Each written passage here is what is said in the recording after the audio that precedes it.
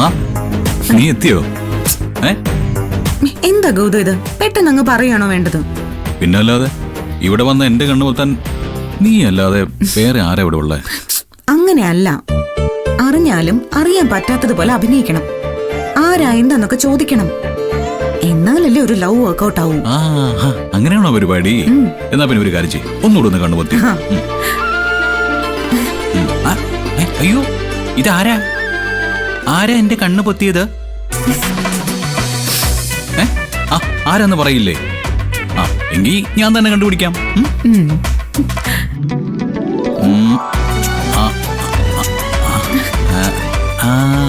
ഇത് കൈയാണല്ലോ, നല്ല സോഫ്റ്റ് ആയിട്ട് പൂ പോലെ ഇരിക്കുന്നു. ഇത് ഇത് ഇത് മനസ്സിലാവുന്നില്ലല്ലോ. ഒന്നുകൂടെ നോക്കാം.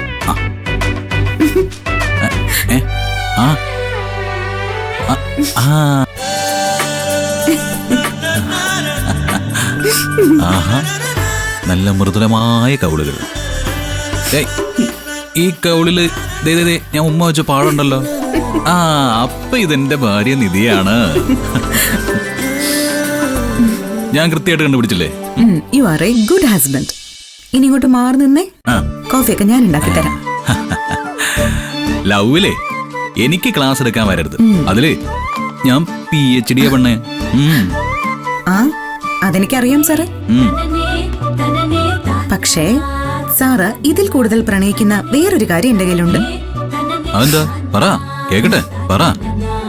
ഇനി എന്റെ ഗൗതം ലോണിന് ഷുവേർട്ടി നിൽക്കാൻ ആരുമില്ലെന്നും പറഞ്ഞ് ടെൻഷനായിട്ട് വെറുതെ ഹൃദയത്തിന്റെ മിടിപ്പ് കൂട്ടണ്ട. അതിന് ഒരാളെ ഞാൻ കണ്ടെത്തി കഴിഞ്ഞു. ഷുവേർട്ടി സൈൻ ചെയ്യാൻ ആളെ കിട്ടിയെന്നോ? ആരെ? വലിയ ബിസിനസ്മാൻ ഗോപാലകൃഷ്ണൻ സാറിനെ ഗൗതമിന് അറിയൂ? ഒരു ഗോപാലകൃഷ്ണൻ സാറിനെ എനിക്കറിയാം. അത് കൃഷ് ഗോപാലകൃഷ്ണൻ സാറാ. എന്തായാലും നീ കണ്ടെത്തിയ ആള് പുള്ളിയാവാൻ വഴിയില്ല. ഞാൻ പറഞ്ഞത് കൃഷ് ഗോപാലകൃഷ്ണന്റെ കാര്യം തന്നെയാ. അല്ല, പുള്ളി എനിക്ക് ഷുവേർട്ടി നിൽക്കുമെന്ന് പറഞ്ഞോ? അതെങ്ങനെ? നിനക്കെങ്ങനെ പരിചയം? അതാണ് ഈ ടീച്ചർ പണിയുടെ ഗുണമെന്ന് പറയുന്നത്. ഗോപാലകൃഷ്ണൻ സാറിന്റെ മകളെ ഞാൻ പഠിപ്പിച്ചിട്ടുള്ളതാ. സാറിന് എന്നോടൊരു പ്രത്യേക ഇഷ്ടമുണ്ട്. ഇന്ന് അപ്രതീക്ഷിതമായി സാറിന്റെ മകളെ ഞാൻ വഴിയിൽ വെച്ച് കണ്ടു. അപ്പോ ഞാൻ ഈ വിഷയം പറയാതെ ഒന്ന് പറഞ്ഞു നോക്കി. പിന്നെ അല്ലേ രസം. സാറ് 100% ഉറപ്പ് തന്നു ഗൗതം ഈ കാര്യത്തില്. സത്യമാണോ നീ പറയുന്നേ? വെറും സത്യമല്ല, പരമാർത്ഥം. ഗൗതം നാളെ തന്നെ സാറിനെ ഒന്ന് പോയി കാണണം. ഇതുവരെ സംഭവിച്ചതുപോലെയല്ല.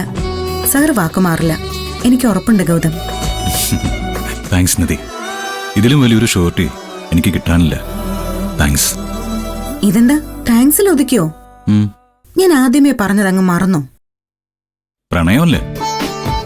ഇതും കൂടി കേട്ടതോടെ അതങ്ങനെ നിറഞ്ഞ കവിയല്ലേ. ഇപ്പൊ തന്നെ തന്നേക്കാം. ഇപ്പൊ വേണ്ട, ഞാൻ പറയും. പറയുന്ന സമയത്ത് പ്രണയം കൊണ്ട് എന്നെ മൂടണം. അത് പോരാ, എനിക്ക് ഇപ്പൊ നിന്റെ നെറ്റിയില് മുത്തം തന്നേ പറ്റൂ.